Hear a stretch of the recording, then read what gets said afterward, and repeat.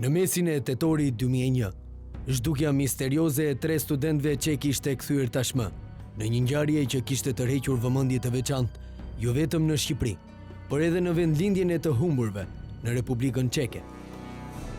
Përfshirja në misionin e kërkimit e diplomatëve, policisë, vullnetarëve dhe familjarëve të 3 të rinjve ndikoi që autoritetet shqiptare ta vlerësonin seriozisht ngjarjen, të zgjeronin zonën e kontrollit në veri të vendit dhe të intensifikonin punën operative.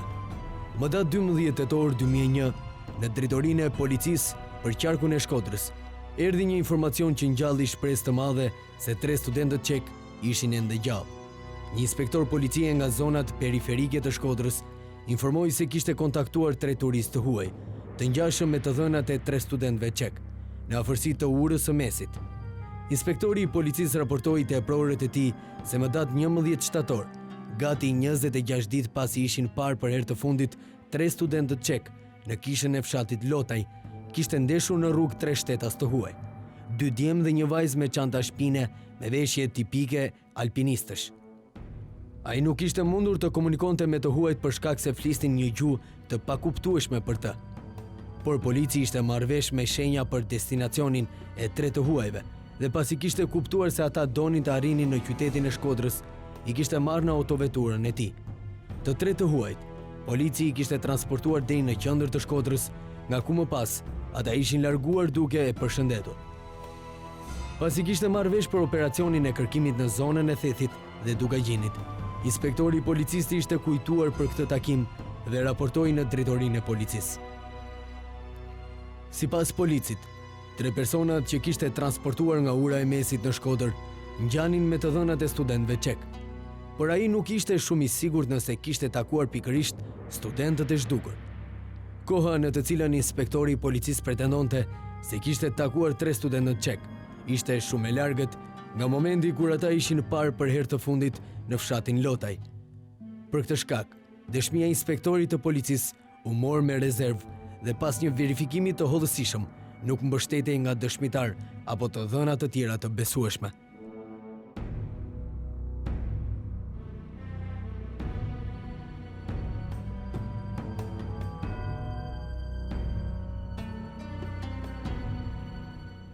Policia ngre variante, ka informacione, ngre dyshime, verifikon, por ne nuk mund të flasim, tash edhe njerë këto janë detajet e timit dhe realisht të shkosh tek një person i dyshuar do të thotë duhet dish, pra të duhet shkosh tek këto njerë, ku ndodhen, sepse edhe ndoshta edhe mund të jenë larguar në mënyrë klandestine, qoftë edhe një shtet tjetër.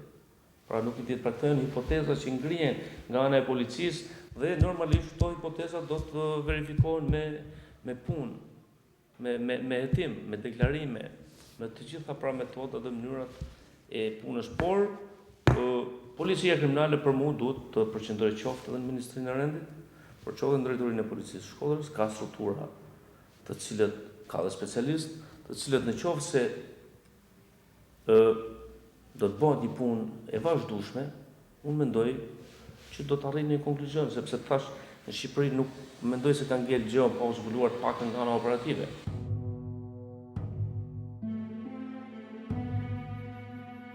Një ditë pasi inspektori i policisë dorëzoi raportin e tij në drejtorinë e Shkodrës, grupi i kërkuesve vullnetar që kishin ardhur nga Republika Çeke u nis drejt fshatrave Dragoç, Domen dhe Drisht.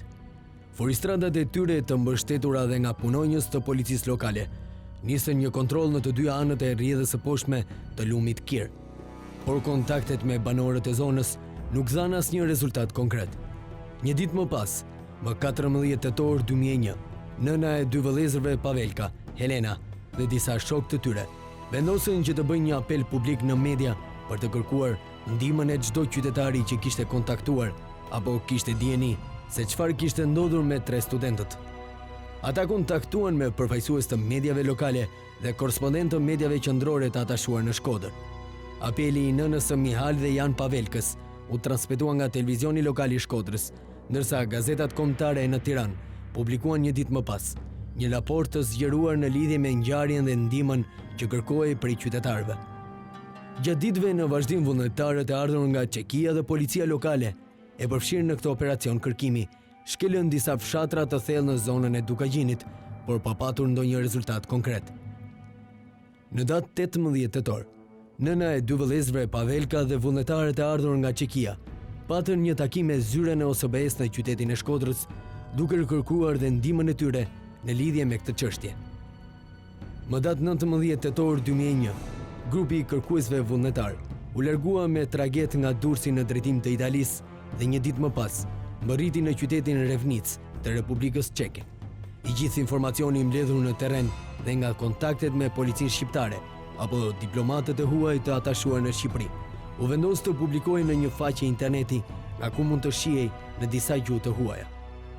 Gjatë kërkimit në terren, vullnetarët çek e konstatuan me sytë e tyre faktin se sa e vështirë ishte të kontrollojë zona ku ishin shtukur 3 studentët dhe sa pak mundësi kishte policia shqiptare për ta mbajtur atë nën kontroll.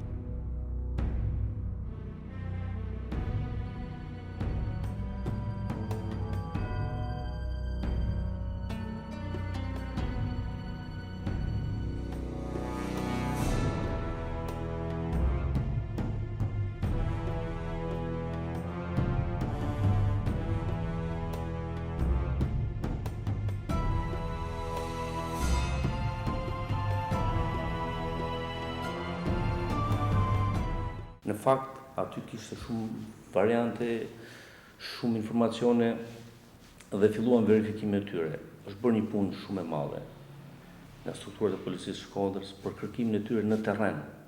Dhe janë ngritur grupe pune të cilët kanë nejtë me ditë të tëra, net me javë, pra dhe me muaj, duke kërkuar sipas varianteve, pra që ishin ngritur nga informacionet e marra. Është dokumentuar me deklarime, natyrisht, lëvizja e tyre, ku kanë net, çfarë lëvizje kanë bërë, por shoh se për këtë çështje ka nevojë të përqendrohet më shumë puna. Është një çështje e cila duhet zbardhet, është dhe në interes të shtetit shqiptar, por më interes dhe më e rëndësishme është për ato familjarë të cilët realisht ato vuajnë dhe nuk dinë se ku i kanë, pra ku janë, ku ndodhen.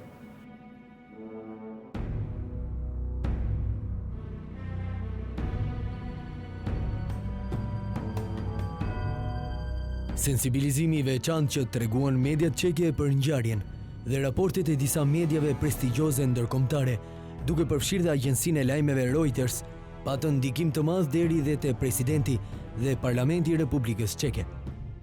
Më datë 18 tetor 2001, presidenti i Republikës Çeke Václav Havel i dërgoi një letër presidentit shqiptar Recep Mejdani.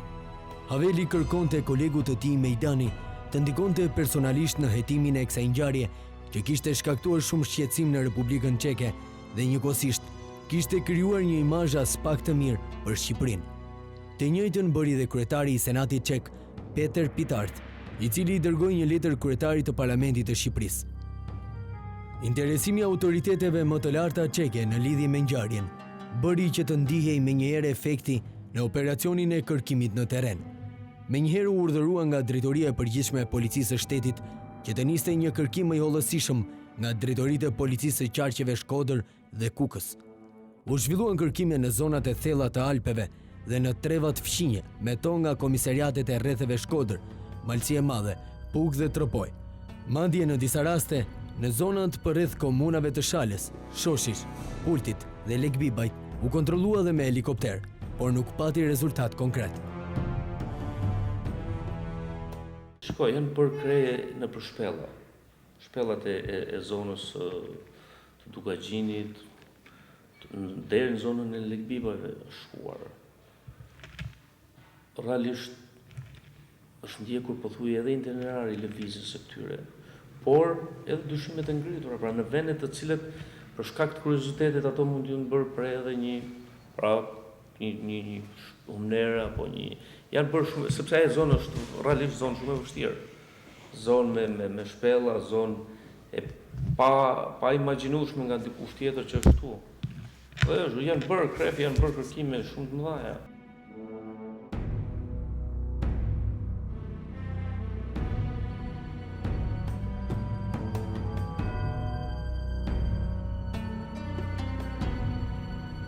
Largimi nga Shqipëria i ekspeditës së vullnetarëve çek dhe ardhja e dimrit në masivet malore të Alpeve ndikuan që operacionet e kërkimit të policisë të ndërpriteshin deri në pranverë.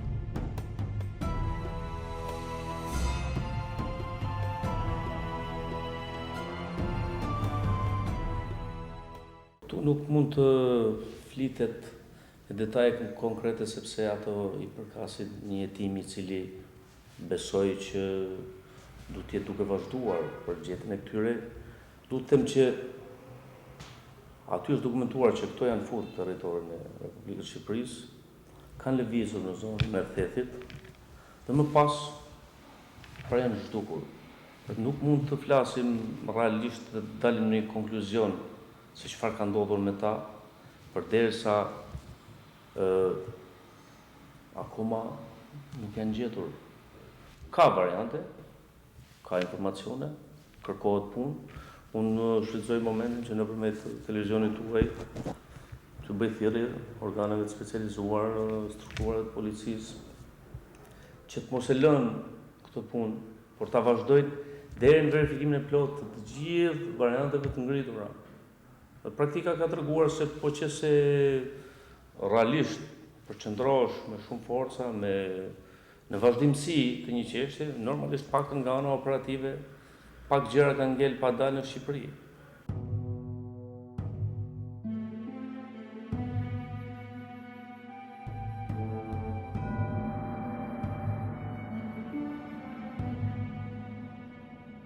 Të dhënat e para të grumbulluara prej kërkuesve vullnetar dhe nga burimet operative të policisë në terren, ndihmuan në ngritjen e disa versioneve për zhdukjen misterioze të 3 studentëve çek.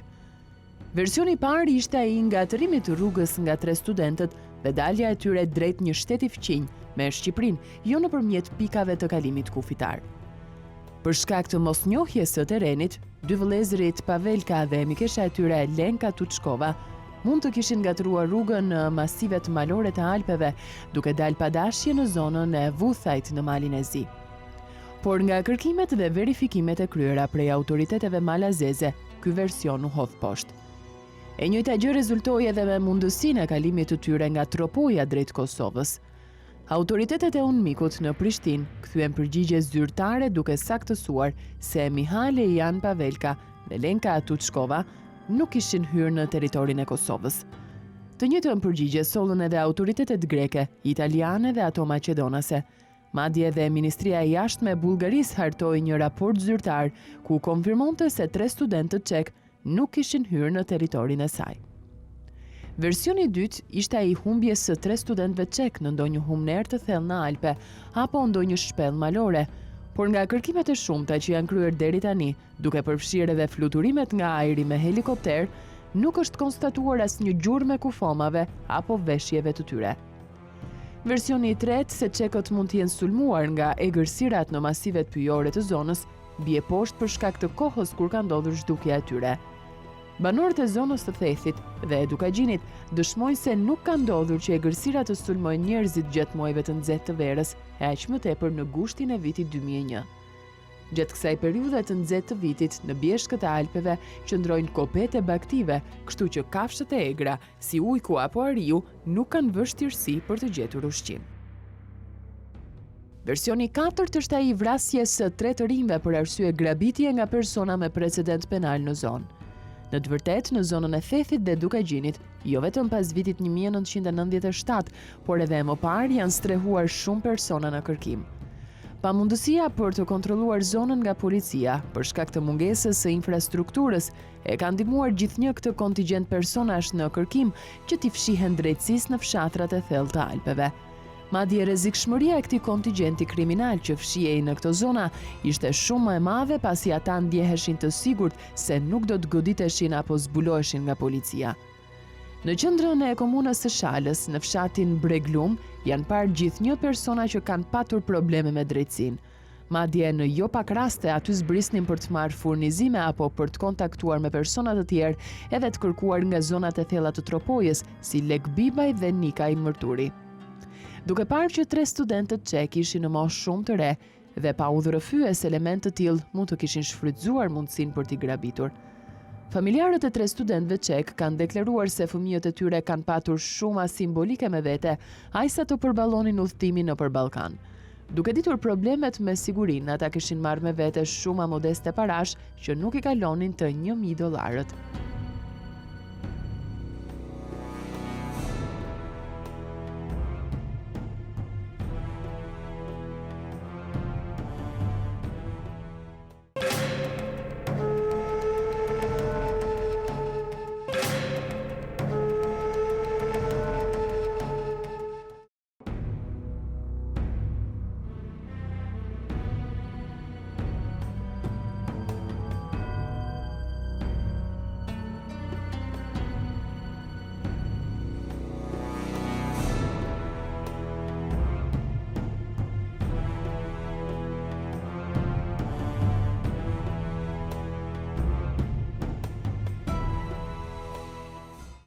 Ne nuk kemi arrit një konkluzion të tillë. Paktën në atë kohë që kam qenë unë. Edhe nuk preshtohet si... Por dhe s'preshtohet mundësia. Gjithsesi në Shkodër, por edhe në gjithë Shqipërinë dhe sot, ka persona në kërkim të cilët policia natyrisht është në ndjekje tyre dhe do të ketë. Kjo është puna e policisë për t'i ndjekur, për t'i kapur këto persona. Por ne nuk mund të arrijmë në konkluzionin që këto janë sulmuar apo janë goditur nga persona në kërkim. Realisht kemi një kauzë e cila është 3 persona të zhdukur dhe policia duhet përqendrojë punën për të shkuar në fund të gjitha varianteve të ngritura, të gjitha informacioneve, verifikimin e tyre deri në fund, për të shkuar deri për gjetjen e këtyre personave. Pastaj është pjesë tjetër e hetimit për të parë se si ka ndodhur, çfarë ka ndodhur. Realisht ne nuk mund të themi se këto persona të zhdukur çfarë është bërë me to, përderisa nuk kemi arritur nëpërmjet provave të gjejmë ku janë. Pra, e gjithë puna duhet përqendruar që këto informacione që janë të verifikohen dhe të gjenden se ku janë. Dhe ne sot nuk mund dalim me një konkluzion se këto persona të zhdukur çfarë u ka ndodhur, se po të dish çfarë u ka ndodhur, atëherë do të dish edhe se kush i ka bërë apo ku janë etj etj.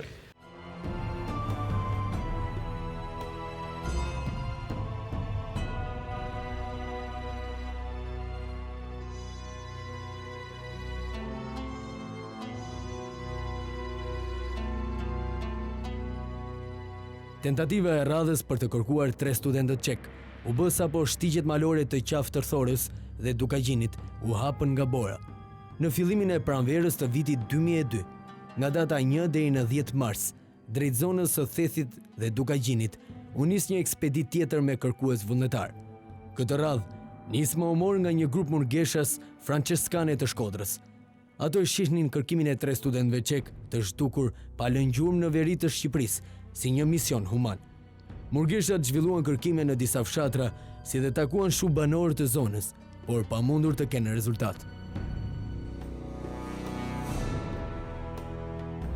Në fakt ajo është një zonë e vështirë, edhe sot kësaj dite, përderisa ngon infrastruktura, nuk ka rrugë, janë zona të thella malore, të cilët ashtu siç janë thella të vështira në zona të bukura për turizmin. Në atë kohë normalisht, po atë fjalë në 2001-shin, situata nuk ka qenë kjo që është sot, sepse ka ardhur duke përmirësuar. Por në atë kohë ka qenë një zonë e cila vërtet realisht ka qenë zonë e vështirë, jo vetëm për turistat, por edhe për policinë ndoshta.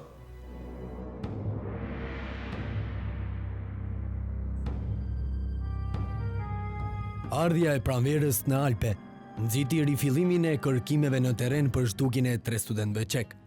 Por ky fakt me sa duket ndikoi për të ngjallur interesin dhe te banorët e zonës së Thethit, ku kishin qëndruar për më shumë se një javë 2 vëllezrit Mihale Jan Pavelka dhe mikesha e tyre Lenka Tuçkova.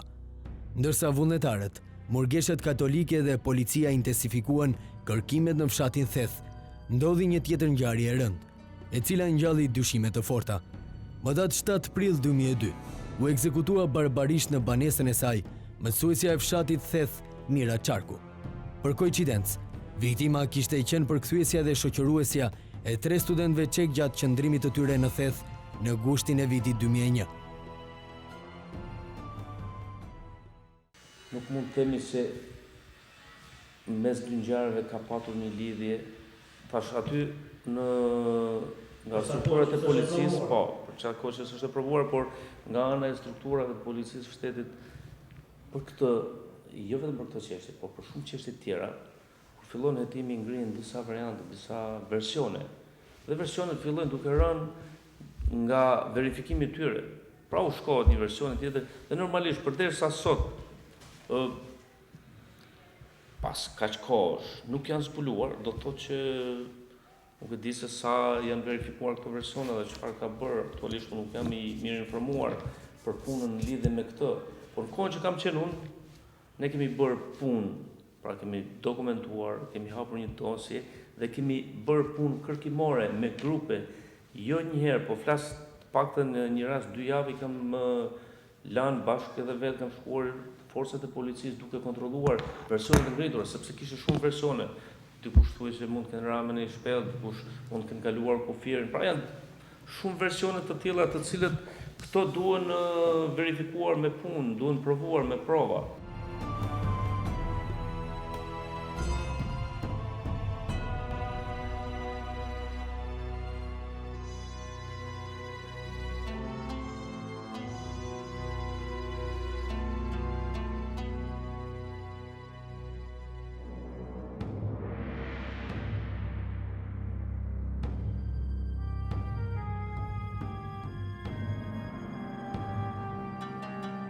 Po si ishte e njohur mësuesja Mira Çarku me 3 studentët nga Republika Çeke dhe pse kishte lidhur miqësi me ta? Në mbrëmjen e datës 8 gusht 2001, 2 vëllezërit Mihale e Jan Pavelka dhe mikesha e tyre Lenka Tuçkova zbritën drejt fshatit Theth, ku ndalën në kullën e parë që hasën në anë të rrugës, atë të familjes Çarku. Aty 3 të rinjt kërkuan stre për të kaluar natën dhe njëkohësisht ushqim.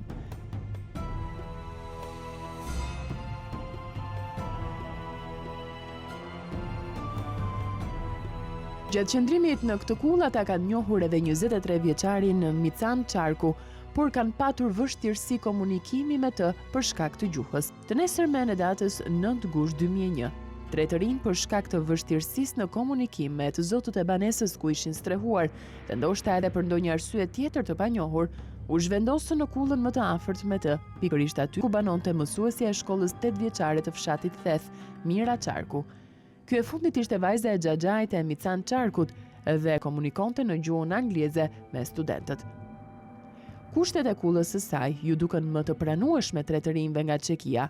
Për këtë shkak, ata qëndruan në këtë kull gati 3 katëshe të lartë gjatë gjithë kohës që eksploruan luginën e Thethit. Komunikimi i lirshëm me mësuesen Mira Çarku, ngrohtësia dhe mikpritja që gjetën në banesën e saj, i bindi 3 të rinj se nuk ishte pse të kërkonin një bujtin më të mirë. Për këtë arsye, ata u identifikuan nga gjithë banorët e Thethit si miq të mësueses Mira Çarku.